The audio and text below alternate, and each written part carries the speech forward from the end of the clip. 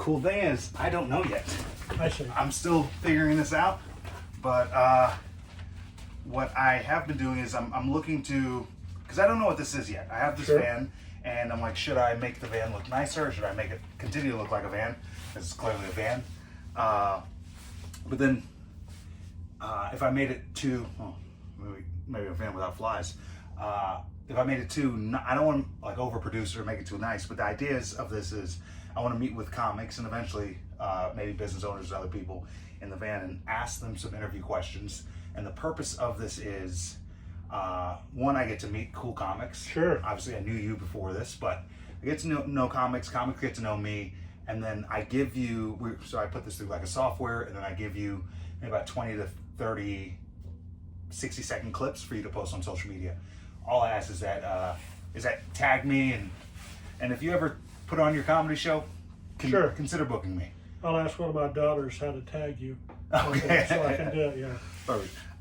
So I was looking at different ways to go about doing this because I want to do it in like a sustainable way to where it's not just, it doesn't get old quickly. Right. And the way I thought about doing this is I want you to be able to have stuff to post online. And if I can give you 30 clips, then Yeah. you can post one every 2 days and you have content for months. Yeah. So what I want to do is like go through and ask you some questions, and no sneak peeking, and just kind of, and we don't have to like stick to any Sure. strict specific program, but just some kind of questions about comedy that I was curious about for you. Yeah. So how long have you been doing comedy? I have been doing stand-up comedy since about 2018. Okay. Now, I've been giving presentations for 30 years, and I've always used humor in my presentations, but if you will, it was an add-on. People came for the content because it was business related, but I wanted it to be a little bit different, so I added a lot of humor. They came for the content, but they stayed because they paid? Maybe that is that, yeah. But I am a member of the National Speakers Association, and at the highest level, at a binary level, there are content speakers and there are entertainment speakers. The concern about the content speakers is they won't be entertaining. The concern about the entertaining speakers is there won't be any real content there. And I got to looking at my bio, and I've got letters after my name. I've got some content credibility, and I've used humor, but nobody knows about it. And so I decided, well, I need to let people know that I do some humor. And how do I do that? Well, I'm going to start doing stand-up comedy. And so I told my two daughters, I said, I've decided I'm going to start doing stand-up comedy. And I got my first laugh. And I know your daughters give you a hard time because they Yes. love you. Other than your daughters and your wife, have you ever dealt with any hecklers? Yeah, a couple of times. And the thing about it, what's most irritating about the heckler was he was right. I don't know what happened, but I was wearing exercise pants, and I had tucked my shirt in, and by the way, I don't have the body to have a tucked shirt in the first place. Showing off your waistline. That's right, showing off my waistline. And the guy mentioned it. He says, "Why do you have that?" Or he just yelled that out, and it's one of those where I went, thank you. And I turned my back to the audience and then took it out. So that was my heckle. Yeah. Is heckling or advice? Advice. Well, isn't heckling advice that's just not done well? Yeah, stop doing what you're doing. Yeah. Well, I was going to ask if you weren't doing comedy, what else would you be doing? Probably some type of speaking. I really enjoy this. Quite frankly, at relatively early age, 24 to 26, I kind of asked myself, what do you like to do? And one of it was I like to obtain information and pass it on. I really enjoyed, doing that. And so when I did this work, I'm an attorney by background, and I did this work, and I did give some I've been giving presentations, and I went to work for another company. I said, can I give presentations? They said, well, nobody's really doing that. And I said, okay, can I give presentations? And they said, sure. But I did enjoy doing that. Yeah. And that way that I got the information and then passed it on to other people. Sweet. In comedy, because you've been doing it about 6 years now, 6 years now, did you ever have like a bit that you knew would kill and then didn't? That happened a little bit later. Early on, I was I one of the great things that has helped me with comedy is I accept feedback. I look for feedback, but most of the time I run something by people and they will tell me.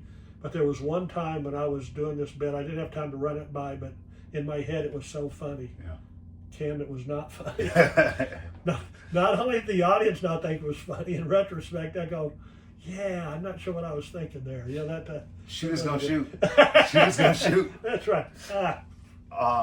In the comedy world, you're 6 years in. What advice do you wish you were given earlier? Keep it short. I mean, be funny. I just remember I had a joke one time, which is it's a good joke, but the guy that owned the club, he said, "Hey, that's a good joke." He says, "You can't lead with that joke. You haven't earned the right to lead with that joke." And I said, "Oh, tell me more. Tell me about that." He said, "Well, the joke it's a setup. There's like a 45-second setup. Now, there was a payoff. I mean, it was a good joke, but nobody knows who you are. They don't know if you don't know what you're doing or where this is going. A Seinfeld, a Burr, they can have a 5-minute setup. People know there's going to be a payoff. With you, they don't. No. If you did short joke, short joke, short joke, and then you did this, it would even work better for you." And that was very good advice. Okay, I like that. A comic, Kate Quigley, she allowed me to she was a headliner. She allowed me to do some shows with her, and she gave me some advice earlier on that I completely ignored. She's like, you're a larger guy. You have a big presence. You don't want to do aggressive jokes off the bat and scare the audience. You want to kind of get them on your side first. And I didn't take what she said. I remember hearing the advice and decided I wouldn't take it. And then after doing it a few more years, she was right. Oh yeah. Yeah, she was right. And I reached out to her, and there's so many comics I kind of run into where, because she has a pretty large audience, and I actually did her podcast years ago, back when I was drinking, and it was just it was a terrible podcast. And after we got done, I was excited to be on her podcast. She says, "I'm not going to release it." I see. And I was like, "Why?" She's like, "You didn't come off good." Okay. And I felt a way about that. And now in hindsight, I'm like, "Oh, I'm so glad she didn't send that out to all of her audience." Yeah. So yeah. I remember another great piece of advice one time. I was fairly early on. It wasn't to me. It was a more experienced comedian that was approached by a newer comedian and said, "Can I run a joke by you?" And he said, "Sure." He ran the joke by him. And then after it's over, he told the joke, and it was along the lines of, "Last Friday about 10:30 at night, I picked up these people out by the Kansas Speedway. I took them downtown to the Power Light District. Then something funny happened." He told it, and it was funny. And the more experienced comedian laughed. He said, "Yeah, that's a good joke." He says, "I got some notes for you. Nobody cares what day it was. Nobody cares what time it was. Nobody cares where you picked them up. Nobody cares where you took them. You're an Uber driver. You picked up some people. Something funny happened." And I remember I wrote on my notes, "Get to it. Yeah. Get to it." The biggest thing is that that I found out is that you want to watch is a whole lot of background. You don't need it. Get to the joke. It's stand-up comedy. Yeah, and it took me a while to figure that out, because I would do longer setups. Because if I did a longer setup, I have instead of 6 minutes of comedy, I'd have 11 minutes of comedy. Yeah, it's 5 minutes of fluff. Yeah.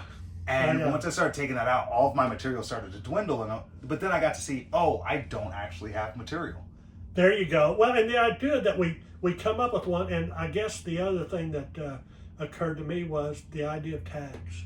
I came up with a tag, and then somebody said, "Here's another tag, and here's another tag." So you've got this one little bit, but then you have 4 or 5 tags to them. And next thing you know, you got a couple of minutes. Yeah. I went back in my old joke books, and I'm finding old jokes where I had good premises but didn't have the ability to write a good joke. And now I feel like I'm stealing my own old joke because I'm making them better now. Oh yeah. Both my daughters being in comedy, I was running a joke by one of them, and she said, "Yeah, that's funny. It doesn't make any sense." And I said, "Because you," and it was one of those where I looked at it and I said, "Yeah, you're right." I got very excited about the punchline. Yeah. And it was the joke was I'd made myself I decided every day I'm going to write a joke if I just see something. And so it was a maternity store. saw a sign for maternity. I write a joke about a maternity store, and so I wrote this joke about my wife and I went into a maternity store, and she picked up this this piece of clay and says, "What do you think?" And I said, "I think you're 65 years old and we're in a maternity store. That's what I think." I said, "Maybe on the way home we'll stop by a discount pet food store and buy some dog food for that dog we don't own." Yeah. Which I thought was kind of funny. Yeah. And it was kind of, but then Taylor said, "Yeah, but if it's a top, it doesn't." In any event, it was just like the joke is there. You haven't set up the premise. Yeah. Good feedback. But I think it's like if you write that down, in maybe a year from now, you might have a joke that absolutely might fit in. Absolutely. Yeah. And I've done that where I've written some jokes, put them on my phone, and go, "Oh my God, where's the stage?" And then I'll wake up the next morning and go, "Huh? Thank God I didn't find that stage." That's right. Thank God I didn't find that stage. But there's a germ of an idea there. I just got to work on it a little bit more. Yeah. What's the strangest gig you've done so far? I did a bar in Montana one time where they were showing some of Game of Thrones while it was going on, and so the people were sort of looking at me, but they were very interested in what was going on. And let's just say that I didn't have their rapt attention, and it's one of those things where the venue at that particular time wasn't where I'd hoped it would be, but you learn something there too. You tell your jokes, you do your bits, and so that was quite odd. You tell your jokes, you do your bits. Yeah. Are there any bits that you've since retired? Oh yeah, quite a few. Well, actually, the older I get, there's things that bits that I don't do, because of my age. Because it's along the lines of, if younger, I don't do a lot of body part jokes. Yeah. There's a lot of younger comedians, they can do body part jokes, and it's funny. When I do it, it comes off as pervy. Whereas you don't want to jump out there and be intimidating, because you're a world-class boxer, and I don't want to come out there and start doing a couple of jokes. People go, "Ooh." Yeah. You don't want to do that. Do you feel like you don't take chances, or you don't want to take those kind of chances? I don't take a lot of chances. Okay, I mean I'm pretty comfortable in my lane. A couple of times I will drift out of my lane, but I am not trying to be an edgy comedian. Okay, that's not my objective. But I've seen edgy comedians, and I've seen them. They do a good job, and by golly, they're true to what they want to do. But I'm not really edgy. Ooh, before you say something, you seem edgy comedians, and some of them do a good job. Most of them don't. But that's the idea of being edgy. Is like you take the risk and you swing. You take a swing at a pitch you shouldn't. Oh, absolutely. You don't know. That's the whole idea. Is you put it out there and you see what happens. And in fact, they need the freedom to do that. Yeah, I'm doing my first show tonight, which you came all the way from Kansas to Austin to headline, and it's when a comic puts me on their show. And they're like, "Hey, make sure you don't watch your language." And even though I'm not a dirty comic, I don't like when a comic tells me what jokes I can and can't do. Right. Now that I'm putting on my own show, and it's like an audience, and I want to be able to be booked there in the future, I find myself being pulled to tell a comic, "Hey, let's keep it on the cleaner side." Sure. But I do want to be. It's a balance. Like, I'm not a comic, I'm a booker. Right, and it does get to the idea of what's the objective. I mean, if the objective is for this audience to have a good time, then you might want, if that is the objective, you may want to tailor it. I mean, if you have a killer set, that is for people in their 20s or something, that's a good one, but it may not work for this particular audience. And so, are you trying to connect with this particular audience? I saw this comedian one time, a young comedian, do a whole thing on Pokemon cards. And I was in the audience, because I'm obviously older. The people were dying. He was so funny. I did not know what he was doing. Yeah. And then I saw him do that again with an older audience, and it was, you could tell by his delivery, you could tell by his phrasing, his pausing, that was very, very good. But we had no idea what he was talking about. Yeah. And so if your objective is to connect with this audience, then and if you're not first, then if you're paying attention, you'll see what they're connecting to with the comedians before, and say, "Oh, I've got a joke, something like that. I could do this," and it will help you if the objective is to be funny to this audience. Also, if you have the arsenal of jokes for the different audience, because Right. I mean, there's been times where I get in front of an audience, I'm like, oh, my jokes aren't for this audience. Yes. But I don't have other jokes. We got to do this. But that's it. Well, the other one's a lot of at open mics. In fact, you'll hear some comedians walk up and say, "We're in the gym, aren't we?" And of course, everybody nods their heads because the other comedians know what that means is the comedian is working on something. I mean, this isn't his paid material. He went to an open mic to work on something. And so everybody kind of knows that he's just fleshing this out, seeing it's there. And all the comedians do it. I saw an interview with Ricky Gervais one time. Is that how you spell it? Pronounce his name? Yeah, Gervais? But they said before any television special that he's ever done, it's been seen by 10,000 people. Yeah. And that is that, he's done this with crowds of 200, 300, and he's just working on it, trying to get it better. And that's kind of the fun thing about doing this is that, yeah, it's pretty good. What can I do to make it better? That's fun. So you're technically a touring comic. Yep, that's right. Technically, thank you. Yeah. Thank you. I know you don't sell merch. Nope. If you did sell merch, what would you sell? Probably a coffee maker. Yeah, that'd be... because of a joke that I do. That particular joke has resonated with people. Oh, I there's not a time where, because I'm in a hotel about 12 nights a month. Okay. And there isn't a time I don't check into a hotel, see the coffee maker, and smile because of your joke. Thank you. That's what we're going for. One of the most, it's two jokes I think of every day. Yeah. That's one of them. Do you think, since you've been doing comedy for 6 years, but you've been speaking for a very long time before that, would you say you found your voice? I think I'm finding it, and I think that my daughters both have been in comedy in one form or another.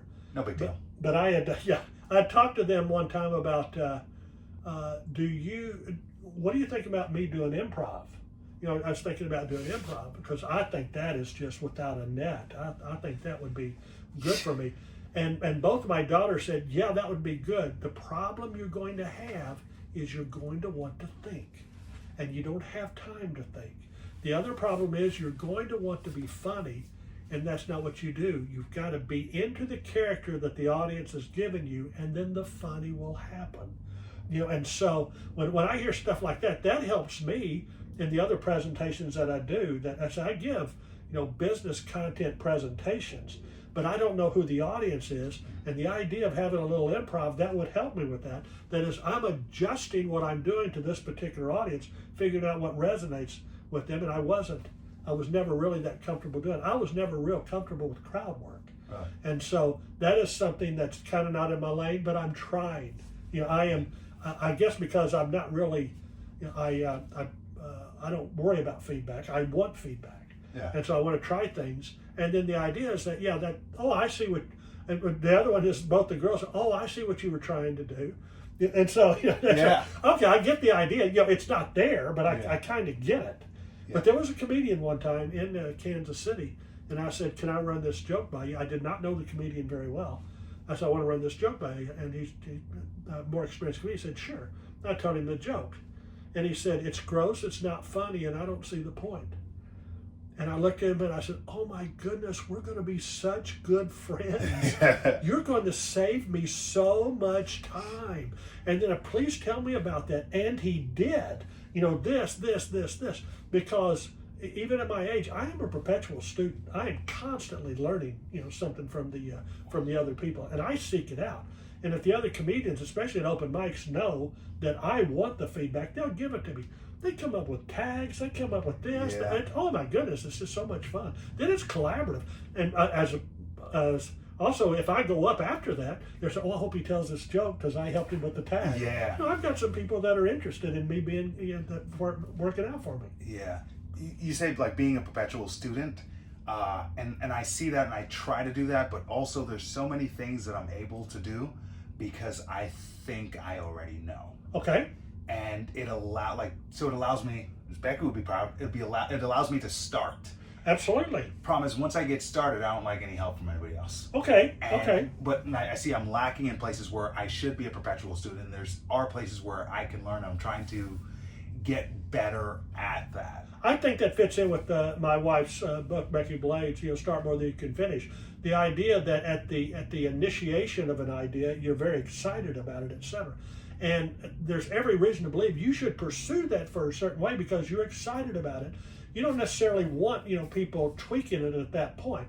You go a little bit farther. Like, okay, this is kind of where I'm headed, and then you open it up to feedback. Yeah. As I told you, and I like to talk about, I've done some acting. A little bit of acting or something, and people have asked me about that, and I said, well, what's my approach? I get asked a lot of times from directors, and I said my approach is I assume the director and the writer have some type of vision, and so the first thing for me to do is figure out what their vision is and see how I can help them with that. After that, I may opine, I may have an opinion, but not immediately. And they've got an idea where they want to go, and I think that's the idea with your brand new idea. You want to pursue this for a while, and I think you should. And then right now, and then you decide when it's opened up. So I think that there's a logic to that. Yeah, and I'm trying to get better with that. So you say some things are definitely off limits and body parts and those type of humor. Would you consider yourself as a vulnerable person on stage? Oh yeah. It's self-deprecating humor is mostly what I do. And this is true. Wasn't too long ago, my wife of 40 years was looking at me and she said, "You seem to be very comfortable with your mediocrity." And I said, I really am. I'm very comfortable. There's 8 billion people in the world, Kim, and there's not a single person that says we can't take another step until we run it by Cary Phillips. Yeah. I'm very comfortable with that. Yeah. You wear the role well. That's right. Yeah. Absolutely. So out of the 6 years you've been doing comedy, your best set ever, can you think of what your best set was, and was it recorded? It was not recorded. It's never recorded. It was at the, I believe one of them was the Coconut Lounge in Florida. I did one at Coconut Lounge in Florida. And I had not been there before. It went over well. And afterwards, I went into another part of the bar comedy area to go to the bathroom. And there was this kind of odd guy that was talking to me. I thought it was kind of odd at first. He was telling me this, but anyway, he's kind of like following me. He's talking to me the entire time, and I just wasn't quite sure what was going on. And then, at the end of the show, he came on stage because he like owned the club. It was like, I didn't handle that particularly. I could have handled that. He was talking to me about some stuff, but I did not know who he was. Oh. I wasn't quite sure what was going on, and he was. But it was that was kind of different. I should have paid more attention. Oh, I have a story like that. I was emceeing an event in Los Angeles, and it was a pretty big event. It was like this vegan event, and I don't know who people are. So at some point, like, they sent someone up to me, and this guy introduced him. Like, I'm on stage introducing people, and he just random dude walks up to me, tells me his name. Oh, wow. And I'm just looking at him, like, okay. And then he just shakes my hand. He's like, I was just saying hi. And sweet, like, very weird interaction. And Joaquin Phoenix. Oh my goodness. I did not know who he was. Oh my and I was goodness. supposed to announce the celebrity guest. He was the celebrity guest. He walked up, he's like, Joaquin, I'm Joaquin. I was like, Joaquin. He's like, Joaquin Phoenix. I was like, nice to meet you. Gosh. And we just stood there for about 3 seconds and looked at each other. He didn't say, do you know who I am or nothing? He's just very humble about it. He didn't really even want to be announced or anything, but he just went back to his seat. And not until like 2 days later, someone said something about the Joker, because the Joker had just come out. Yeah. Well, when you say this, it reminds me. I want to see if you can relate to this as a comedian, because daughter Taylor, when she was 12, she auditioned to be in a play. It was actually a serious play, but part of the audition, she had to do some improv, and it went over very, very well, the improv, and she did get that part. But I'm driving home with her, and I said, "Oh my gosh, Taylor, when you did this, you know, blah blah, and you said this, that was so funny." And then she just nodded, and she said, "Dad, I don't remember saying that." And it reminded me about, I did a set one time where the feedback afterwards was so, positive, and people were coming at to Kim, I don't remember too much about that set. Yeah. It's kind of like I was in that zone. And, Yeah. and having talked with a lot of people that do improv, they do improv every night. I met several people that do musical improv. Said you can't think, you just go with it. It's without a net, and you get used to that. And after it's over, a lot of times you may not remember you were that person. You were in that moment, and you handled it. It wasn't scripted. Yeah, there's been times I relate that with even a fight where I'm sharp, I'm in the moment, the fight goes through, I don't get touched, I don't remember any of it. That's it. That was very interesting to me. Yeah. That experience. Yeah. Yeah. So what's the biggest misconception about comedy in your eyes? Well, I found I speak for a living. I've done it for a long time. I found stand-up comedy to start. Stand-up comedy is hard. I mean, it was hard for this person to do stand-up comedy. The idea, well, you just go up and you tell a few jokes. Well, it's a little bit more than that, and it's not a problem at all if you don't care about getting better. But if you want to get better, then you're starting to pay attention to it, and you're reviewing the material. And a friend of mine that does write in New York City, and he did not come up with this quote, but he said it did apply to what they did. He said, "Inspiration is for amateurs." You write and you do it every day, and you do it when you don't necessarily feel good, and you do. But the idea is that you're constantly trying to improve.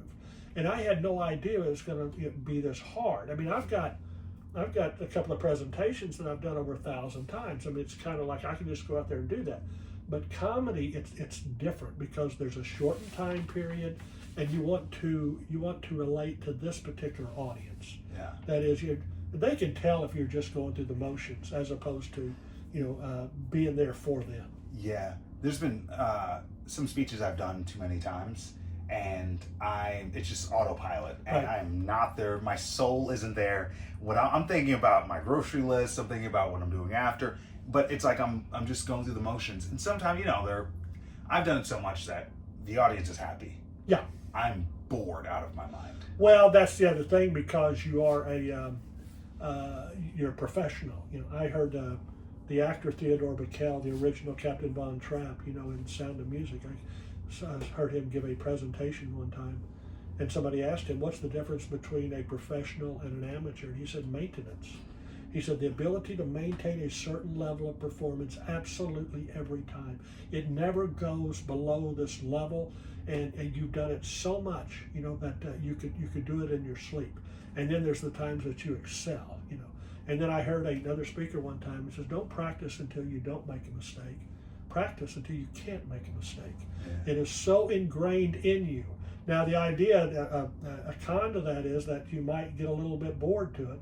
But as far as generating revenue, the audience is there, even if you're saying, "Do I need bread?" In your head. Yeah. The audience is there. You maintain such a professional level that the message is being conveyed, even though you might be elsewhere. Yeah, and to mitigate that, because I do want to be present, because when you're present, you're in that zone. That They I was talking know. about earlier. They know if They you're know. present. Yeah. So now what I've done is I've removed a bunch of slides from my presentation, and I have areas of no man land. This is where without a net. without okay. a net, and Yeah. I just have to ad lib. Oh, yeah. And I know where I'm supposed to go, but I'm like, okay, I've got to eat 4 minutes here, and the gold I come up with in these moments that I don't record, and I can't, because I'm like, that was a bar. I got to remember to do that again, and that's why I should be recording all of these. But Yeah, you are real time challenging yourself, yeah, and that's an art. yeah. I guess you stay away from certain topics, but do you address any sensitive topics on stage? Depends on the audience. I mean, as I say, I'm kind of a PG comic for the most part. I can get Pretty gangsta. Pardon? Pretty gangsta. Yeah, yeah. But I do have my my 10 o'clock midnight set. Yeah. You know, if I'm still awake, you know, that I can do. Yeah. But again, to appeal to the audience, sometimes I do it because that's kind of from the feedback from a previous comedians before me. I get an idea that the audience is receptive to that, and then I want to go into that lane, you know, to give them something. But then sometimes it's just to shake things up a little bit. Now, normally from a standpoint is that I will move on the stage. You know, that is, I'm doing PG stuff here. I will move a few steps. I may or may not tell the audience I'm doing that. When I go over here, it's going to be a little bit different. You know, and then you can see some of the audience. Oh, he moved. You know, so this is going to be a little bit more edgy, if you will, for me. So yeah. Yeah, just subtle things you do to like kind of train an audience. One thing that you pointed out to me, and once you told me, I started noticing a lot of other comics do it, is like when you say something funny and it's time for the audience to laugh, you remove the mic from your face. Oh yeah. So the audience knows they're not going to miss anything. Yeah. So I've started to implement that as well. I will tell you that as a comedian one time, he was telling me, yeah, I did a set last week, such and such, blah blah, and I said, do you want some advice about it? You just need to slow down a little bit. He goes, oh my gosh, you're absolutely right, because I did this, I should have blah blah blah blah. He said, I didn't even know you were there, and I said, I wasn't. I wasn't. But I will tell you, the biggest mistake that I've learned from Makita is they haven't gotten into the rapport with the audience, and that is, I tell a joke and then hopefully you will laugh, and then I let you laugh, because if you start stepping on their laughs and you're having a good a night, then they're not going to laugh because they don't want to miss the next joke. Yeah. And so but the cue, lower the mic or something that you're doing it. So yeah, I think that's a problem I have as well with like stepping on my laughter. It's because I'm like, oh, these are the setup jokes. Don't even laugh at these. If you think this part is like, wait, we're going to be to the meat in just a minute. And then I find myself rushing to the punchline. I'm like, oh, we're supposed to enjoy the whole ride of this. So I've been working on kind of slowing it down a little bit more. Yeah. Oh yeah, and in fact, I have I've tried a few times where something, it'd be the lines, blah blah, and of course, who's going to tell the goose, and nothing happens, you look out at the audience, somebody says, would duck have been funnier? Just the idea that you're interacting with them, and the ability. That's why somebody like Dave Chappelle and the really good comedians, Johnny Carson, I'm dating myself, is the idea that they have jokes that fall flat, but you don't know it because they don't dwell on it. In fact, Johnny Carson was so good when the jokes didn't work. The things that he did was so funny. Yeah. And I heard an interview with Dave Chappelle one time. He has jokes that don't work, and nobody knows it because he just moved on. And more. If comedians that have been around for, oh my God, that joke didn't land, what, blah, blah, and this next one's not going to land. Okay, don't do that. Move on. I performed at Gotham a few months ago. Wow, you just kind of dropped that in, didn't you? Not to brag, but Jim Gaffigan opened up for me. Oh my goodness. He showed up and did a set for about 15, 20 minutes. He opened up for you, that's better. Yeah, it sounds better. Yeah. But he told the audience, hey, just trying out some new jokes, and they were fresh new jokes he had just written. None of them worked. It didn't bother him at all. Yeah. He was just so cool about it, and he's like, okay, no, and it was like he was just so comfortable, and I saw this like, oh, there's levels to this. Well, there is, and just the idea that he's trying it out, and that Gervais thing, 10,000 people have seen it before he goes live, before he does his show, and as you work on it. I mean, it is a craft. In fact, the very, very good people, doing comedy, you don't even know how good they are, because it does look they thought that up, right on the spot. They did not. Patrice O'Neill. Oh my goodness. Yeah, he's the king of that. Okay, yeah. You think they did? No. This is part of it. Yes. Yeah. Well, I won't take too much of your time because you still gotta get a pre-show nap. That's right. I gotta have my nap. Yes. Yeah. Well, thanks for being on. I don't have a name for this yet. I'm considering Van Chats.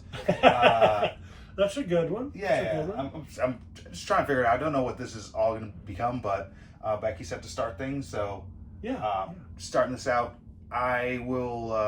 I'll take the next week off because I'm traveling for speaking. But I see. I'm back the following week, and I'm going to try to do release. I'm going to try to interview seven comics a week, and like just release one every day and give free content to comics. So well, a couple of things. Number one, that is a great idea, and the idea that you help other comics. And I do think that there is a collegiality of the people that are that are doing comedy that for the most part really try to help each other out. Another friend of mine that does comedy in New York City, I say, what is the biggest misconception? And he says that that they were competing against each other. Yeah, we want to do as well as we can, but constantly helping other people. Yeah, and it pays off. Well, thanks for helping me, Cary. Thank you. I appreciate it. Yeah. Boom. All right, what we do is at 34 minutes. 35 minutes. Perfect.